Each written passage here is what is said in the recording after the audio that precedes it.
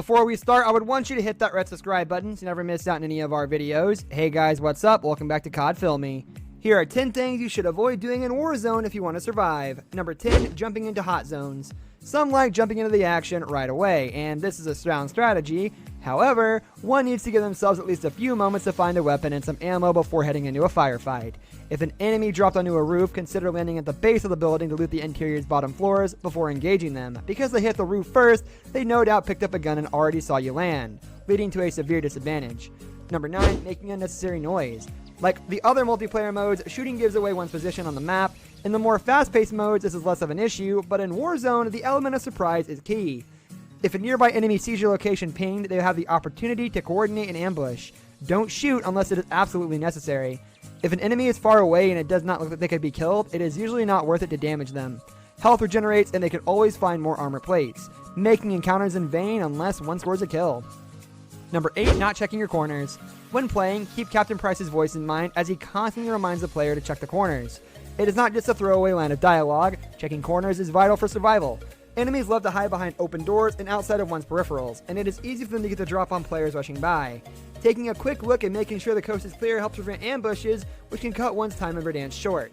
Number 7, ignoring contracts. Contracts are essential for 2 reasons. Firstly, they net some quick cash. Secondly, 2 of the 3 types of contracts garner worthwhile loot. Assassination contracts are risky because they encourage aggressively targeting an enemy, but the other 2 are relatively safe. Pulling off a few in the beginning of a match decently fills up a wallet, ignoring them leaves one strapped for cash, which becomes a problem later on, especially when it comes to reviving teammates. Number 6, having no cash.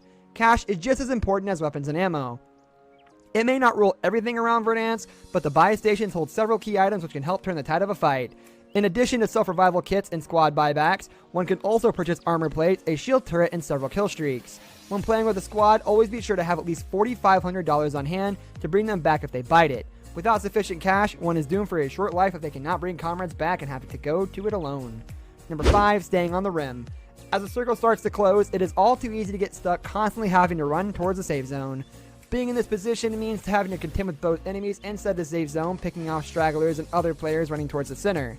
Later in the match, it is always good to stay a step ahead and make it to the center of the circle so no one can focus on defending themselves rather than escaping the gas. Number 4, ignoring armor. To offset the low amount of health Call of Duty games give to combatants, players can pick up armor plates from loot crates or purchase them from buy stations. While up to 3 can be equipped, the player is allowed a surplus of 5 to refill after a firefight. Going into a battle without armor is a serious drawback, especially since the other player more than likely has a full set adorned. If one is having a hard time finding more armor on the map, don't be afraid to lay some money down and purchase it. Number 3, wasting kill streaks. Several kill streaks are available for purchase or can be found among the loot. These include precision airstrikes, cluster strikes, and the UAV. The latter is fairly useful in most situations since it reveals the location of nearby enemies, and the rarity of perks means most don't have a counter UAV. The first 2, however, only come in handy near the end of a match once the circle starts shrinking. With this in mind, it is no good wasting them, and using them too early can spell doom when they would really have helped later on. Number 2, flying solo. For lone wolves, a solo mode is available for an even playing field. However, it is possible to drop into Verdansk alone among squads of 3. This is not advised, considering the obvious disadvantage of going against numerous coordinated teams. While playing with complete strangers is less than ideal, it is still better than going in alone. At the very least, they can revive each other and buy their life back. Number 1, ignoring loadouts. While the name of the game is loot, custom loadouts from the rest of the multiplayer suite come into play.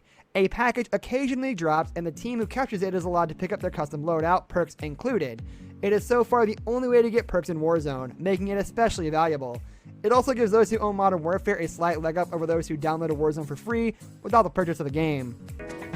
This brings us to the end of our video. I hope you enjoyed it. Hit like if you did, and don't forget to subscribe to our channel so you don't miss out on any of our videos in the future. Also watch the 2 videos that are on your screen because I'm sure you'll love them. With that, I'll see you in the next video.